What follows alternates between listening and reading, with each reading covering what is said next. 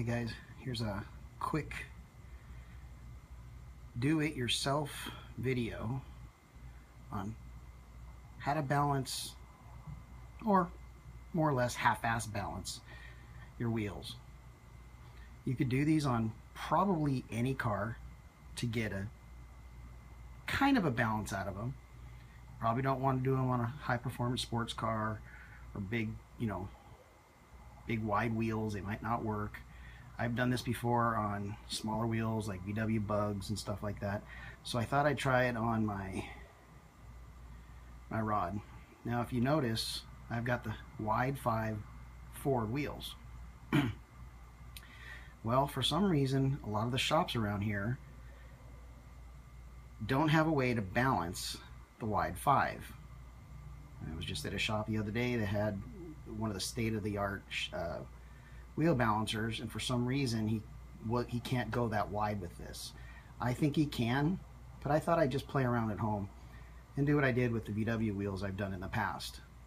And again, this isn't for high performance, this is for some basic balancing. Now, if you have a bubble balancer, you're going to get probably a little bit better balance than what I'm going to show you. Now, all you're going to do is use gravity. What you want to do is loosen up your brakes. As you can see, I have the Ford juice backing plates with the wide 5 drum. So loosen up the brakes a little bit so they're not touching. All you want to do is, I have it all closed up now, but loosen up your hub so your wheel literally moves freely. You want it to move, no issues, just move freely. When you do that, the heavy side is going to go straight down. Put a little chalk mark or a little pen mark on the tire to know that's straight down. Move it a couple times back and forth so you'll know this was the heavy side. So when you spin the wheel, next time it comes around, it potentially could stop there because that might be the heavy side. Well, when I did this wheel, this actually happened to be the light side up here because that kept falling down. I wiped the marks off, but I had marks down here, 2 or 3 of them across the bottom. So I literally went straight up and put the weights on the inside. Now, how I do that from here to make sure you can get it, you get some of these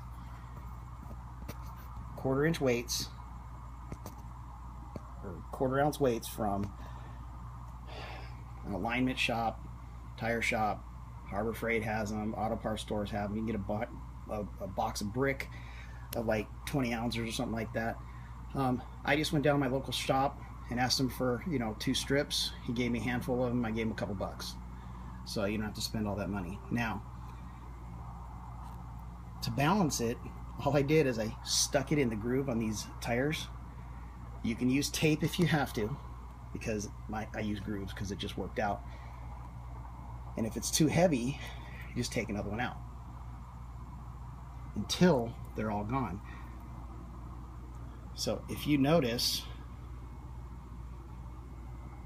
this tire is reasonably balanced. It spins freely. I have the hub kind of snug. Brake's not totally snug down yet, but it's not rolling back. I have never had these wheels balance as good as I did this last time with only, like 3/4 of an ounce. And I got these really bad Firestone bias ply wheels to balance. And again, I put 3 ounces up here because this side was 3 ounces heavy. Put the weights on the top up here like this, and then the wheels will roll down out of the way, and that's where you put it. on the opposite side. It's a really cool trick. Hope you can try it. Hit me up if you want any more detailed information. More than happy to describe it in a little more detail for you. Anyways, have a good night.